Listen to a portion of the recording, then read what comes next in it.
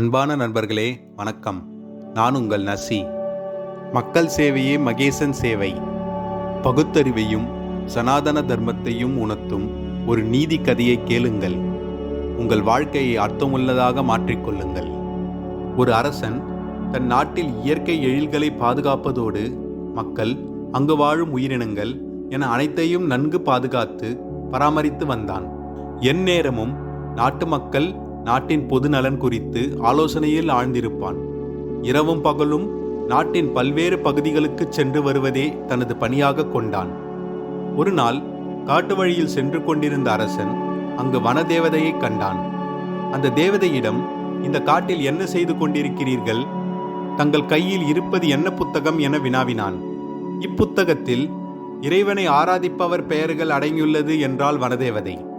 மிக்க ஆச்சரியத்துடன், இப்புத்தகத்தில் என் பெயர் இருக்கிறதா என பாருங்கள் என கேட்டான்.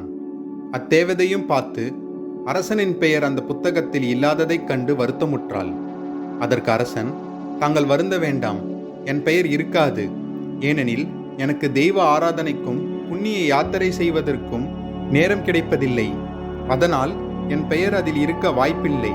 நீங்கள் வருந்த வேண்டாம் என கூறிச் சென்று விட்டான்.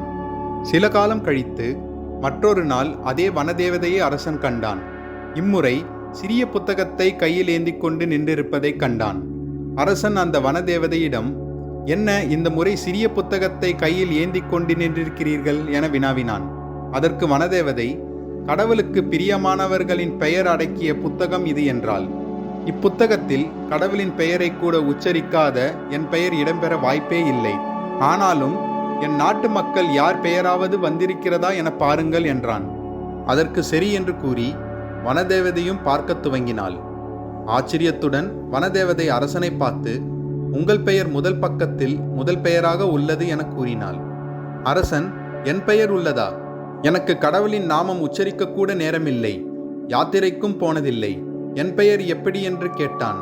அதற்கு அத்தேவதை, தாங்கள் கடவுள் நாமம் உச்சரிக்காமல் யாத்திரைக்கு செல்லாமல் இருந்தாலும் எந்நேரமும் கடவுள் படைத்த உயிரினங்கள், இயற்கை எழில் மேம்பாடு, நாட்டு மக்கள் என பிற நலனின் அக்கறையோடு சுயநலம் இல்லாமல் செய்யும் வேலையே கடவுள் என்று வாழ்ந்து வந்த உன்னை தனக்கு விருப்பமானபடி இறைவன் முன்னிலையில் வைத்திருக்கிறார் என்பதை அறியுங்கள் என்றாள் வனதேவதை. நீதி: கடவுள் நாமம் உச்சரிப்பது, யாத்திரைகள் செய்வது என்று மட்டும் இல்லாமல் சுயநலமில்லாத உணர்வுடன் இறைவன் படைத்த அனைத்திற்கும் உதவிட வேண்டும். அன்பான நண்பர்களே, இந்த குட்டி கதை உங்களுக்கு பிடித்திருந்தால் எங்களுக்கு லைக் செய்யவும், உங்கள் நண்பர்களுக்கும் பகிரவும். மேலும் சுவாரஸ்யமான தகவல்களுக்கு எங்களை பின்தொடருங்கள். அடுத்த காணொளியில் சந்திக்கலாம். நன்றி நண்பர்களே. நான் உங்கள் நசி.